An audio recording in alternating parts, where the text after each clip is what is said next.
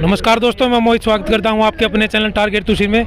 जैसा कि किसान आंदोलन से जुड़ी छोटी बड़ी खबर हम आपको लगातार दिखा रहे हैं, तो कल जो 26 जनवरी पर दिल्ली में जो हिंसा हुई थी उसको लगातार उसके बाद से जो अफवाहें आ रही हैं कि किसान आंदोलन जो समाप्त हो गया या कुछ आगे की रणनीति रहेगी, तो इसी को जानने के लिए हमारे साथ कुछ किसान जुड़े हैं, तो उनसे जानेंगे कि किस प्रकार की आगे की रणनीति रहेगी। नमस्कार जी।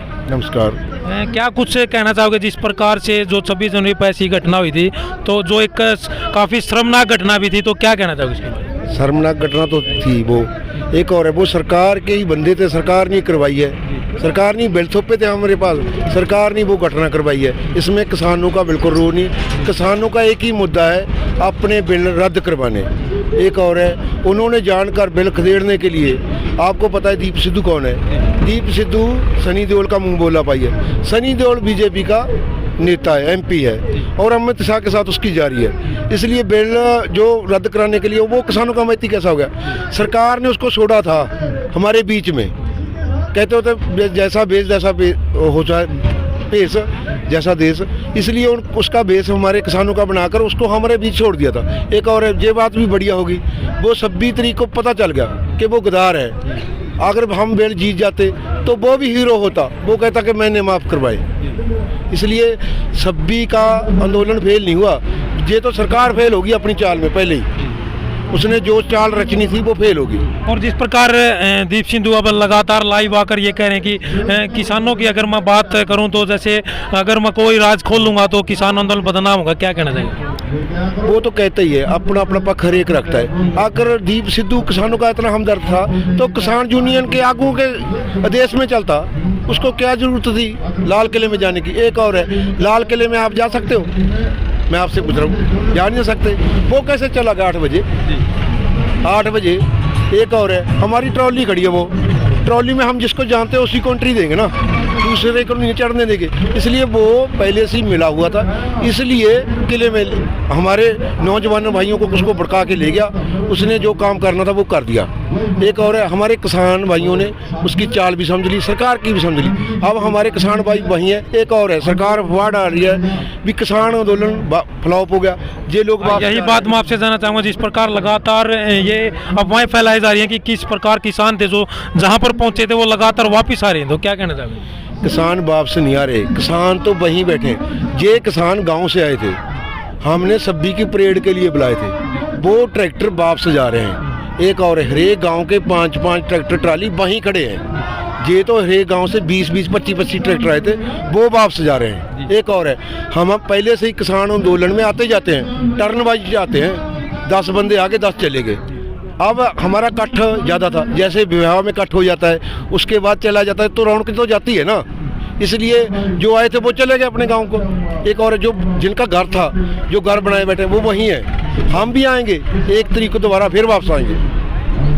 तो जिस प्रकार जो दिल्ली हिंसा हुई थी, लगातार सरकार किसानों को जिम्मेदार, क्या कहना चाहोगे आप क्या कहना चाहोगे जी? तो एक बात मोदी जी से यही पूछना चाहते हैं कि हमारे को कौन सा रोड दिया था, कौन सा मोड़ दिया था, कौन सा लोड दिया था? हम गए टिकरी बॉर्डर से थे, टिकरी बॉर्डर से पहले हमारे को चल रहे थे, तो हमारे को वापस पुलिस वालों ने वापस दूसरे रोड पर धकेल दिया। उसी रोड से हम चल दिए, उनकी मान के, सब कुछ बात मान के। फिर दोबारा वहाँ से आए, फिर वही रोड मिल गया हमारे को। हमारे ये तो वही रोड आ गया जिनसे से पहले गए थे, हम तो वहाँ आगे तक जाने भी नहीं दिए उसने।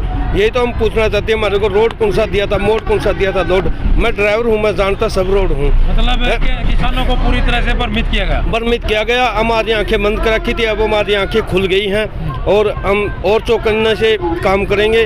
अभी आए हैं, 2 दिन के लिए आए हैं, दोबारा फिर वापस जाएंगे। यहाँ हमारा कुछ नहीं, अगर हमारा सब कुछ लुट गया तो हम यहाँ करेंगे क्या? जाएंगे, दोबारा फिर जाएंगे। 2 दिन के लिए आए हैं, हम तो यही करेंगे। तो जिस प्रकार से लाल किले की बात की जाए तो लाल किले पर पहले ही इतनी सिक्योरिटी रहती है कि 200 से 400 पुलिस वाले वहाँ पर लगातार रहते हैं कि कहीं कोई आदमी वहाँ पर हिंसा ना कर दे। लेकिन 26 जनवरी के दिन जो एक काफ़ी जो ये कह सकते हैं कि ऐतिहासिक दिन था, उस दिन पुलिस सिक्योरिटी क्या कर रही थी जहाँ पर प्रदर्शनकारियों ने प्रदर्शन किए? वो पुलिस सिक्योरिटी का काम था, जो बोल रहे हैं कि हथियार लेके गए हैं वो लेके गए हैं। अगर जब संसद में कोई घुसता है तो वहाँ सिक्योरिटी रहती है, कोई जाता हथियार अंदर है, वहाँ भी तो हथियार बाहर रखवा लेते हैं। पुलिस वालों का यही काम था कि उनके भी तो हथियार रखवा सकते थे, अब नहीं रखवा सकते थे, उनको इतना अलाउड नहीं था कि हथियार लेके अंदर जा सकते थे। पुलिस वालों का यही तो एक गलत काम रहा, उन्होंने उनके हथियार वही रखवा लेने चाहिए थे। तो आप लगातार देख सकते हैं जिस प्रकार किसानों का लगातार कहना है कि वो 26 जनवरी को जो एक दिन की ट्रैक्टर परेड के लिए बुलाए गए, तो वो यहाँ पर किसान आंदोलन को पूरी तरह से फ्लॉप करने की जो सरकार साजिशें रच रही थी, लेकिन किसानों का साफ तौर पर कहना है कि वो 26 जनवरी का जो परेड थी वो एक दिन की, उसमें शामिल होने के लिए आए थे। वो अभी 1-2 दिन के बाद में दोबारा दिल्ली में वापसी करेंगे।